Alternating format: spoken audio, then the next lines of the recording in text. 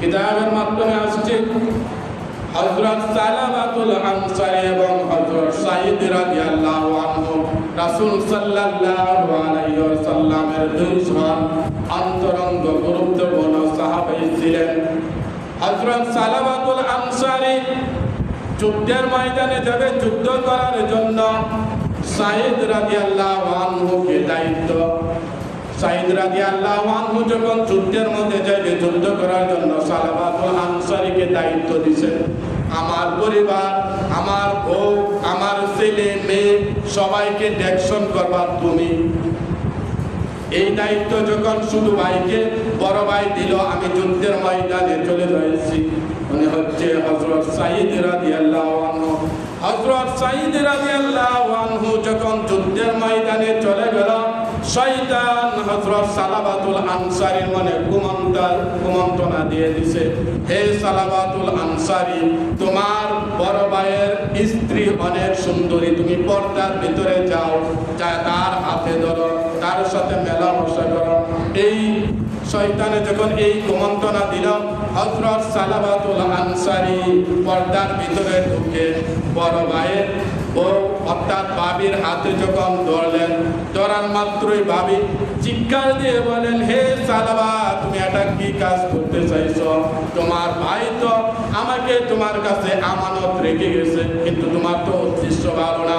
তুমি যে আমার হাতে ধরছো আর অন্য কোনো কাজ করো নাই, শুধু আমার হাতে ধরছো, এর জন্যই তোমার চিরদিন জাহান্নামের আগুনে জ্বলতে হবে। এই কথাটা শোনার মাত্রই সালামাতুল আনসারীর মনের মাধ্যমে এমন ভয় ঢুকলো, তার হাত থেকে, তার বাবির হাত থেকে হাত ছেড়ে দিল, এবার মদিনার রাস্তায় বাইর হইল।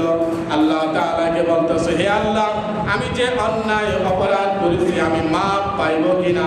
এই সন্ধানে মদিনার রাস্তা দিয়ে যাওয়ার সময় হযরত আবু বকর রাদিয়াল্লাহু আনহুর কাছে যাইয়া বলল, হে আবু বকর, আমি আমার বাবির হাতে মাত্র ধরেছি, কতটুকু অন্যায় আল্লাহ রাব্বুল আলামিন মাফ করবে কিনা।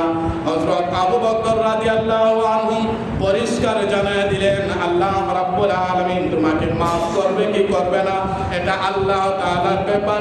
তাড়াতাড়ি এই মুহূর্তে আমার দরবার থেকে বাহির হয়ে যাও। বলেন নাউযুবিল্লাহ মিন যালিক। হযরত সালামাতুল আনসারী হযরত ওমর রাদিয়াল্লাহু আনহুর দরবারে যাইয়া যখন এই কথা বললেন, ওমর রাদিয়াল্লাহু আনহু সাথে সাথে তাকে তাড়াইয়া দিলেন। হযরত আলী রাদিয়াল্লাহু আনহুর কাছে যাইয়া যখন বললেন, আমি আমার বাবির হাতে ধরেছি, যে উদ্দেশ্যে ধরেছিলাম সেই কাজ করি নাই, আল্লাহ রাব্বুল আলামিন আমাকে মাফ করবে কিনা। হযরত আলী রাদিয়াল্লাহু আনহু ডাক দিয়ে বললেন, হে সালাবা, তুমি যেই কাজ করছো তাড়াতাড়ি আমার বাড়ির সীমানা পার হয়ে যাও। এই লোকটা হযরত আবু বকর রাদিয়াল্লাহু আনহু, হযরত ওমর রাদিয়াল্লাহু আনহু, হযরত আলী রাদিয়াল্লাহু আনহু তিনজনের দরবার থেকে ফিরত যাইয়া এবার চিন্তা করতেছে, রহমাতাল লিল আলামিন রাসূল সাল্লাল্লাহু আলাইহি সাল্লাম মনে হয় অবশ্যই আমাকে কোনো ভালো একটা রাস্তা দেখাইলেন। উনি সোজা চলে গেলেন রাসূল সাল্লাল্লাহু আলাইহি সাল্লামের কাছে যাইয়া বললেন, ইয়া রাসূলুল্লাহ, কোরআন হাদিসের মাধ্যমে দুনিয়ার সবার কাছে শুনতেছি আপনি জানি রহমাতাল লিল আলামিন, আপনি শেষ নবী। আমি আমার বাবির হাতের মাধ্যমে কারা উদ্দেশ্য নিয়ে ধরছিলাম, কিন্তু যে উদ্দেশ্য নিয়ে ধরছিলাম এই কাজ আমি করি নাই। আল্লাহ রাব্বুল আলামিন আমাকে মাফ করবে কিনা। রাসূল সাল্লাল্লাহু আলাইহি সাল্লাম পরিষ্কার জানাইয়া দিলেন, তাড়াতাড়ি আমার বাড়ি থেকে বাইরে হয়ে যাও। আল্লাহ রাব্বুল আলামিন মাফ করবে কি করবে না এটা আল্লাহ রাব্বুল আলামিনের ব্যাপার। এবার তিনজন সাহাবী এবং রাসূল সাল্লাল্লাহু আলাইহি সাল্লাম যখন একটা মানুষকে তাড়াইয়া দেয়, তার ছোট্ট একটা মেয়ে হযরত কামসানা রাদিয়াল্লাহু আনহু তার সঙ্গে ছিলেন। ঘটনাতে দেখা বলতেছে, আপনাকে তিনজন সাহাবী তাড়াইয়া দিছে, রহমাতাল লিল আলামিন বিশ্বনবী আপনাকে তাড়াইয়া দিছে। আমার মনে অনেক কষ্ট লাগছে, আল্লাহর কসম করে বলি, যতক্ষণ পর্যন্ত তোমার এই অন্যায় মাফ না হবে ততক্ষণ পর্যন্ত আমি দ্বিতীয়বার আর কোনোদিন তোমাকে আমি আব্বা বলে ডাক দিব না। হযরত কামসানা রাদিয়াল্লাহু আনহু তাকে জানাইয়া দিলেন। এবার হযরত সালামাতুল আনসারী রাদিয়াল্লাহু আনহু মদিনার চৌরাস্তা নামক একটা জায়গা, সেই জায়গা দিয়ে হাঁটতেছে, এই দিক দিয়ে গেল। এবার যাইয়া নীরবে একটা জায়গার মাধ্যমে রাত্র দিনে সেজদায় পড়ে থাকলো। সেজদায় পড়ে দেখা সেজদার মাধ্যমে বলে, হে আল্লাহ, হযরত আবু বকর আমাকে বিদায় করতে পারে, ওমর বিদায় করতে পারে, আলী বিদায় করতে পারে, রাহমাতাল লিল আলামিন পর্যন্ত আমাকে বিদায় করছে। বলো আল্লাহ, তুমি যদি আমাকে মাফ না করো, আমি আর কার কাছে যাব? কিতাবের মাধ্যমে আসছে হযরত সালাবাতুল আনসারী কান্নার আওয়াজ ছিল এমন, হে আল্লাহ, গভীর রাত্র হয়ে গেছে, তুমি লক্ষ্য করে দেখো, ছেলে মেয়ে আত্মীয় স্বজন স্ত্রী নিয়ে সবাই আরামের ঘরের মাধ্যমে ঘুমিয়ে রয়েছে, কিন্তু আমি এমন গুনাহ করে ফেলছি, আমি সালাবার ঘুম হারাম হয়ে গেছে, তুমি আমাকে মাফ করবে কিনা? আল্লাহ রাব্বুল আলামিন রাসূল সাল্লাল্লাহু আলাইহি সাল্লামের কাছে আয়াত নাযিল করে দিয়ে বলতেছে, ইয়া রাসূলুল্লাহ, আল্লাহ রাব্বুল আলামিন বলেন, আমি জানতে চাই আসমান কি আপনি বানাইছেন না আমি বানাইছি? রাসূল সাল্লাল্লাহু আলাইহি সাল্লাম বলেন, না না, আসমান আমি বানাই নাই, আপনি বানাইছেন। তাহলে জমিন কি আপনি বানাইছেন, আপনি নবীজি বানাইছেন না আমি বানাইছি? রাসূল সাল্লাল্লাহু আলাইহি সাল্লাম চিল্লান দিয়ে হাওমাও করে কেঁদে আর বলে, না, জমিন আমি বানাই নাই, আপনি বানাইছেন। ইয়া রাসূলুল্লাহ, বৃষ্টি কি আপনি দেন, রৌদ্র কি আপনি দেন না আমি দেই? আর রাসূল সাল্লাল্লাহু আলাইহি সাল্লাম বলেন, সব আমি দেই। তাহলে হযরত আবু বকর বিদায় করতে পারে, ওমর বিদায় করতে পারে, আলী বিদায় করতে পারে, আপনি শেষ নবী রাহমাতাল লিল আলামিন সালাবাতুল আনসারীকে বিদায় করে দিয়েছেন, তাকে তো আমি এই মুহূর্তে এখন মাফ করে দিয়েছি। বলেন সুবহানাল্লাহ। এই আয়াত যখন নাজিল হয়, হযরত আবু বকর বলতেছে, রাসূল সাল্লাল্লাহু আলাইহি সাল্লাম বলতেছে, কোথায় আবু বকর, কোথায় আলী, কোথায় উসমান? তোমরা যাও, যা এই লোকের সন্ধান দাও। এখন মদিনা যায় বলতেছে যে এইরকম এরকম গুনাহ বয়ে কান্দে এরকম কোন লোক তোমাদের এলাকায় আছে কিনা? এলাকার মানুষ সবাই বলতেছে যে আমাদের বস্তির কয়েকদিন যাবৎ ঘুম নাই, লোকটা সারা রাত্রি কান্দে আর বলে আমাকে মাফ করবে কিনা?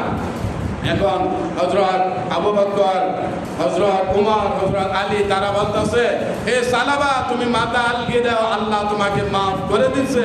সালাবাতুল আনসারী সেজদা থেকে বলতেছে যে তোমাদের চেহারা দেখা যায় না, তবে তোমাদের কণ্ঠ আমি বুঝতে পারছি, তোমরা আলী, উসমান, আবু বকর, ওমর তোমরা হইবা। আল্লাহর কসম করে বলি, তোমরা তো তোমাদের দরবার থেকে আমাকে তাড়াইয়া দিছো, নবীজি তাড়াইয়া দিছে, তোমাদের কথায় আমি মাথা আলগি দিব না। হযরত উমর রাদিয়াল্লাহু আনহু ডাক দিয়ে বলে, হে সালাবা, আল্লাহ রাব্বুল আলামিন কোরআনের আয়াত নাযিল করে দিয়েছে, তোমাকে মাফ করে দিয়েছে, তুমি মাথা উত্তোলন করো। এবার মাথা উত্তোলন করলেন, মাথা উত্তোলন করে মসজিদে নববীর দিকে রওনা দিছে। সময়টা ছিল ফজরের নামাজের আগে। ফজরের নামাজ যাইয়া দেখে যে প্রথম রাকাত শেষ, দ্বিতীয় রাকাতে হযরত সালাবাতুল আনসারী ওযু করে নামাজের মাধ্যমে, জামাতের মাধ্যমে শামিল হইলেন। রাসূল সাল্লাল্লাহু আলাইহি সাল্লাম দ্বিতীয় রাকাতে সূরা তাকাসুর পড়তেছিলেন। ফজরের নামাজের মাধ্যমে রাসূল সাল্লাল্লাহু আলাইহি সাল্লাম সূরা ফাতিহা পড়ে যখন বললেন আলহাকুমুত তাকাসুর, সালাবাতুল আনসারী পিছন থেকে ভীষণ জোরে একটা চিল্লা মারছে। নবীজি বললেন হাত্তা যুরুতুমুল মাকাবির, আরেকটা ভীষণ জোরে চিল্লান মারছে। নামাজ শেষ, সালাম ফিরানোর পরে দেখা গেল যে এই সালাবাতুল আনসারী মসজিদে নববীর বারিন্দায় পড়ে আছে। বললে, হে সালমান রাদিয়াল্লাহু আনহু, আলী, ওমর, তোমরা তার মাথায় পানি দাও, হয়তো হুশ ফিরত আসতে পারে। হযরত সালমান রাদিয়াল্লাহু আনহু মুরব্বী সাহাবী ছিলেন, উনি বুকের মাধ্যমে হাত দিয়ে নবীজিকে বললেন, না, এই ব্যক্তি দুনিয়া থেকে বিদায় হয়ে গেছে। বলেন সুবহানাল্লাহ। তো রাসূল সাল্লাল্লাহু আলাইহি সাল্লাম বললেন, তোমরা সবাই মিলে তার দাফন কাফন, কবর, জানাজা এইগুলার ব্যবস্থা করো। রাসূল সাল্লাল্লাহু আলাইহি সাল্লাম বললেন যে জানাজার শেষে আমি নবীজিও তার পালঙ্কের মাধ্যমে ধরলাম, কিন্তু আমার পুরা পা জমিনে রাখার জায়গা নাই। রাসূল সাল্লাল্লাহু আলাইহি সাল্লাম উঁকি দিয়ে বৃদ্ধ আঙ্গুল দিয়ে হাঁটতেছে। হযরত উমর, আবু বকর তারা বললেন, আজকে আমরা যেভাবে আপনার হাঁটার দৃশ্য দেখলাম আর কোনোদিন দেখি নাই। আপনার পুরা পা মাটির মধ্যে বানান নাই কেন? রাসূল সাল্লাল্লাহু আলাইহি সাল্লাম বললেন, হযরত সালাবাতুল আনসারীকে আল্লাহ তাআলা শুধু মাফ করে দেন নাই, তার জানাজার মাধ্যমে এত পরিমাণ ফেরেশতা আল্লাহ রাব্বুল আলামিন পাঠাইছে, আমি নবীজি পুরা পাটা মাটির মধ্যে রাখবো, জায়গা খালি নাই। বলেন সুবহানাল্লাহ। তাহলে বলেন কিছুক্ষণ আগেই তো লোকটা কেমন ছিল? হযরত আবু বকর, ওমর, আলী, রাসূল সাল্লাল্লাহু আলাইহি সাল্লাম পর্যন্ত দাঁড়াইয়া দিলেন। এই জন্য আল্লাহ রাব্বুল আলামিন আজকে যে আয়াত তেলাওয়াত করছি, এই আয়াতের মাধ্যমে আল্লাহ রাব্বুল আলামিন বলেন, লা তাকনাতু মির রাহমাতিল্লাহ ইন্নাল্লাহা ইয়াগফিরুজ যুনুবা জামিআ ইন্নাহু হুয়াল গাফুরুর রহিম। আমি সমুদয় গুনাহ এক মুহূর্তে মাফ করে দেই। সুতরাং তোমরা গুনাহ করছো, তোমরা গুনাহ করে এই কথা ভেবে বসে থাকো না যে আমি যেই গুনাহ করছি মনে হয় আল্লাহ রাব্বুল আলামিন মাফ করবে না। এই আশা তোমরা করিও না। আমি আল্লাহ রাব্বুল আলামিনের কাছে আশা করো যে অবশ্যই আল্লাহ মাফ করবেন। আল্লাহ রাব্বুল আলামিনের কাছে এই আশা করলে সমুদয় গুনাহ এক সেকেন্ডে মাফ করে দেবেন। বলেন সুবহানাল্লাহ। এজন্য সম্মানিত মুসলিমেরা, আমরা যারা প্রতিদিন গুনাহ করতেছি, নামাজ পড়ি না, রোজা রাখি না, ভালো কাজ করি না, যদি এখন থেকে নিজের জীবন পরিবর্তন করতে চাই, এই নিয়ত যদি করতে পারি যে আমি আর কোনোদিন গুনাহ করব না, আল্লাহ রাব্বুল আলামিন অবশ্যই